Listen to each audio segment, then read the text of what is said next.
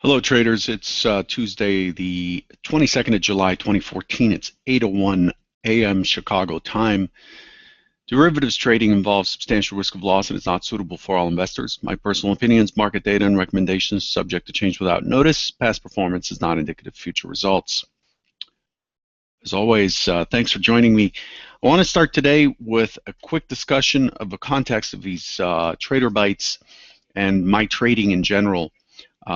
It's important to frame, since quite a few people watch these videos, it's important to frame what my time frame is, what I'm looking for, and so forth. So I just wanted to go over that for a minute. I want to make sure that those listening and shaping their plan for the day, which is my hope, and trading at a higher level, at a prop type level, that you understand that really my plan is, my goal with these videos is to go through the process that I go through on my own, that I've been tweeting out for the last few years, that I've now transformed into a video, simply because you can see a lot more and understand what's on the chart through a video better than through a string of 15 to 20 tweets trying to relay that plan over. My goal for every trade is simple. The key element is to identify the overall context or layout of the market. Then I'm looking for areas of the market where the market is likely to test or react to a test. Then I'm looking for how the market reacts, and I use various tools for that, just good old, tape reading and stuff like that. The structure of how the market approaches a level using a 2-tick Renko or 2500 volume, things like that. And then, so I wait for the market to come to the area that I'm looking to interact in. I don't like to trade in the middle. I do have a background in high volume scalping. It's how I came up through stock trading and futures trading. But my goal is not to talk about that, although I still do that in other products. My goal is to frame the market in a way where I'm taking the strongest position possible with defined risk. So initially, I look for the market to go to areas, depending on what it has tested, what it's trying to do, how good of a job it's doing. And sorry, the risk alarm is going off, so someone's doing something they're not supposed to be. And then essentially wait for the market to react in that area or see how it's behaving, and then take a position while defining how far it has to go against me for me to be wrong on that particular idea. So the hypotheses are shaping my bias for the day, but I'm really direction agnostic. I don't really care if the market drops or goes higher. I prefer that it drops, not because I have a short bias, but because trades on the drop are much more easy to read and much quicker to pay out when they do pay out, as opposed to a grind up like we saw yesterday afternoon back to our key 1970 area left behind from last Friday. So that's the idea. The idea is to look at what are the main trade themes for the day. What is the market likely to do? The goal is to identify as many possible plans for the market as possible, and then to let the market come to me. And it's very important that that resonates with you, to let the market come to you. I don't go and chase the market around prices. I wait for the market to tell me what it wants to do. Once I have an idea of that, the exact entry price or the exact entry setup is not as important as understanding what it has done, what it's trying to do, because then I can manage my position from a strong footing. My trade management is simple. I trade multiple lots, and I look to scale out. Early some of the positions, and then create what's called an asymmetric risk profile. In other words, if I can roll out a small portion of the position, 6 or 8 ticks into the ES, that changes my theoretical average, or my true scratch price, or my true entry price. It moves it away so that I have a little bit more room for the market to wiggle around and finally work out. And then I look to space my my exits based on the structure and the profile and the structure in front of me, and I look to keep a runner on, usually 12.5 or 25% for the run, if there is a run in the context that we're trading in, which doesn't happen very often. We don't often have runs in the summer. So that's what I'm looking for. That's the basis of it all. The goal is always to secure risk first, and not to take risk at all, not to put my hard-earned cash in the market unless I feel like I have a better opportunity to get my first or second scale out than for the market to get my stop. I'm going to repeat that last statement. I only risk money when I feel like I have a better opportunity, and that sometimes I use probabilities for that based on studies. When I have a better opportunity of getting my first or second scale out than for the market to take my stop. In other words, if a market's dropping very quickly, I don't fade it, because the market, I don't take a long in that situation in the face of the market, because it's much easier for the market to take out my stop on a long by continuing to drop than it is for it to return to turn back up in many cases. There are structures of which I will fade the market depending on how the rotations are working, but that's it. So that's the goal. Where can I trade where the market is more likely to give me my scale out for me to reduce my risk than it is to take out my stop. In other words, I don't put my stop a tick above the high, or and short the high or anything like that. That, to me, you might as well give your money to a worthy charity, because in the long term, I think the probabilities are not on your side doing that. So just understand that is the context of my my commentary. It is not a swing trading context. I'm not looking at fundamentals. I'm not going to sit here and tell you that the market's bloated and it should sell off, or I don't make any of those statements. I don't have a crystal ball, and I'm not good enough to look a week or 2 weeks ahead. I'm looking at today, what happened yesterday, what could happen today, and what it's likely to lead to tomorrow by the end of the day, and that's it. That's how I've made a career, and that's what I'm good at, and I play my strength, and that is my strength. So back to the Trader Bite. Overnight news, quite a bit coming across. Detroit's public workers voted in favor of a city bankruptcy exit plan which cuts their pensions benefits, so that's great for Detroit.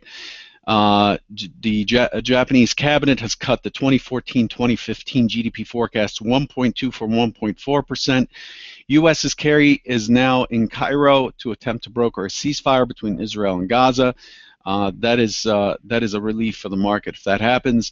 And then Putin is calling for a dialogue with the West, which caused markets to pop overnight on reduced tensions. So Putin's actually extending an olive branch at this point to the West, as the foreign ministers, the EU foreign ministers, are meeting in Brussels, and are supposed to discuss. I think at 10 Central, they're supposed to have a press conference discussing what sanctions they are planning to impose on Russia, and Russia's actually had to cancel an auction because of the economic conditions. So you can see that in this situation, economic sanctions could be a very effective tool as opposed to military. Verizon reports 91 cents versus 90 cents. United Tech reports $1.84 versus $1.70. Comcast reports 75 cents versus 72. Coca-Cola reports 64 versus 63. McDonald's misses at $1.40 versus $1.44. And then U.S. CPI came out at 7:30 about 40 minutes ago at 0.3% in line, causing a small pop in gold, silver, and treasuries, and they fell back in line. Looking ahead at what's on deck for today, 9 o'clock, which is a half hour after the U.S. Open. Remember, all times are central. I'm in Chicago. 9 o'clock, existing home sales expected at 5.0. Richmond Fed also expected at 5.0. Again, the EU foreign ministers meeting in Brussels is supposed to have a press conference on various issues, including sanctions against Russia, at 10 Central. Expect the market to react to that. At 10:30, we have a 12-month, 25 billion and 4-week, 35 billion auction, and then after the market, the all-important Apple earnings release, expecting $1.23, and Microsoft 61 cents. Both after the market. Be careful if you're holding positions through to settlement. That's what I have on deck for today. Let's take a look at the market itself. So yesterday was very interesting. Open in range, in value, open auction in range. Market sold off, pushed down to the lower HVN at 59.50 by 2 ticks, and then found a base, left a weak low behind, but started to walk its way back up through the opening swing, these dashed blue lines or cyan lines here, through the opening swing, crossed to the other side, and put in a neutral day. In other words, it broke the first hour's high and the first hour's low, put in a neutral day all the way up to our key 70. Remember, the 70 is we've been carrying for a while, 70.50, right? Test to 70 back here, 70.50. Could not quite make it to 70 here, 69.50, and then yesterday 70, so we have it highlighted as an important LVN to watch out for. The market got to 70 yesterday and it rolled over. One of the things I wanted to bring to your attention is look at how the market, once the closing range trade, which is the last half hour trading in the cash, came in, prices dropped from 70 to 66, but look at how the delta reacted. Look at that. Delta went all the way back to neutral and ended up finishing a little bit below. So in that last half hour, it took back all of the day's delta and went to neutral. What does that mean? To me, it shows that most of the action was controlled. Yesterday's action was controlled by short-term traders who are balancing their positions into the close and have to liquidate into the close. So it is summer trading, and it's not. We're not seeing all that much strength into the close on a daily basis. So if we look at what we've done here for some time, this is a 60-minute going all the way back to April. You can see us rolling right up and pulling back with very, very shallow pullbacks. We've done this for some time now. Very shallow pullback, new highs to 60. Remember the 60 level, which is another level we have marked. Pull back to 36, push up to 71.50, very shallow pullback, push up to 78.25, 45, 78, 42.50. And the market feels like it's getting toppy here, but I believe we'll see new highs by the end of the week, as I had mentioned on Day Trading Radio yesterday in my weekly update on that show. Expect us to take the 75 and push 78.25 to 79.75 initially. The next level up I have is 1987. 1987, which is just 14 points up from here. And then beyond that, 2000.5 and then 205.5. Those are the targets above. But in all of this action, we have a dead delta here. The delta is just not responding at all to the market action. So it's flat as the market rises. Over the last since November 2013. What is going on here? It's taking forever to update. Since November 2013, and you can see here that delta is just completely sideways, and it's been sideways for a long time. So the market's not. The market's kind of rising on prices gaining without delta gaining, so it's rising. It's rising on a very cautionary note, so to speak. Overall, we're still in our most recent balance zone. We have taken this balance zone from a very clear three-pronged profile. It was 71.50 and 67.50 and then 59, with very clear dips in between, to now basically leveling it out and filling it in. And it seems to be still accumulating a lot of energy. 17.7 million contracts have traded since we had this gap up and balance zone. So it continues to build balance here. We don't see any high kurtosis. We don't see any compression. Value is getting tighter, which is a further sign that we're likely to pop out of here. The more we trade in the middle, the more value compresses and compresses and compresses, gets more and more concentrated, which gives us the energy to pop right through. I don't expect the energy popping higher will be very, very strong. So today, to summarize, let's look at the overnight session.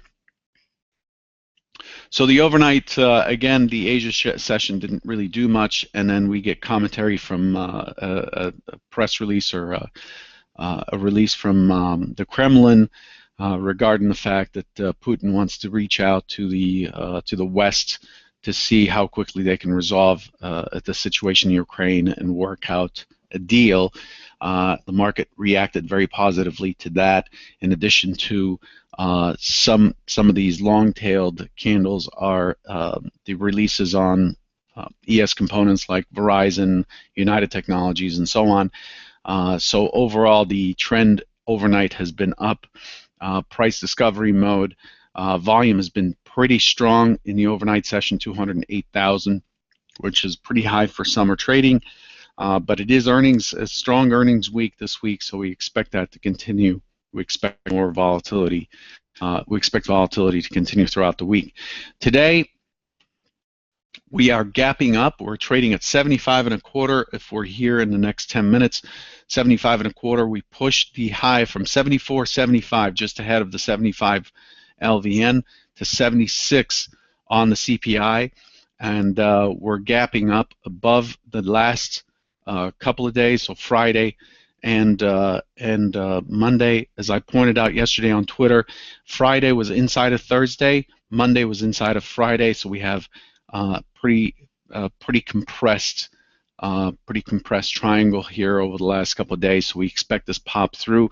The expectation this morning is, as always, the expectation is for the market to be responsive, to respond back, but I don't expect it to get past 71.50, 71.25, and then I expect a floor on any testing lower. If there is any testing lower, responsive selling, I expect the floor to be around 70, 50 for buyers to step in. This is an advantageous area, in my opinion, for buyers to step in and buy up the market for new all-time highs. Okay, so that's the expected plan. That is the normal nature of the auction, is to go back and test this area before motivated buyers step in and take the market back up. But if it doesn't, as always, having a plan helps us not dictate what the market will do, and we expect that the market will only do that. That's not the point. Having a plan tells us what to expect, and when we get something else, it is further evidence, and it's strong evidence that something else is in play, and all we have to do is align ourselves with that.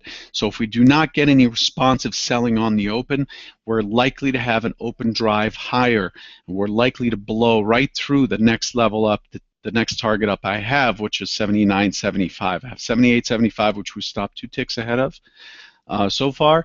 But 79.75, if we do have an open drive up, I expect it to blow right through 1980. It's got plenty of energy from the balance zone that we have here. The only thing that reduces the probability of an open drive is that it's happening from inside balance. The best open drives are generally away from all prices, all recent prices, and they're in the direction of the greater trend, which is what this is. So I think there's an elevated risk of an open drive.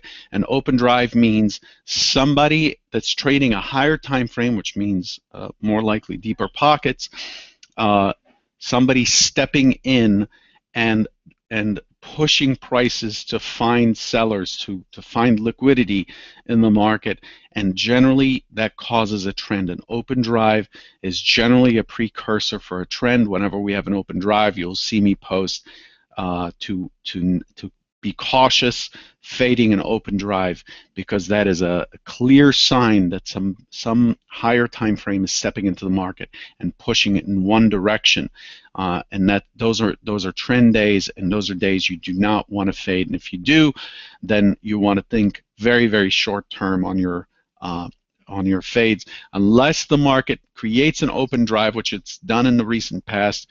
It creates an open drive, then it rolls over and it pushes through the opening price.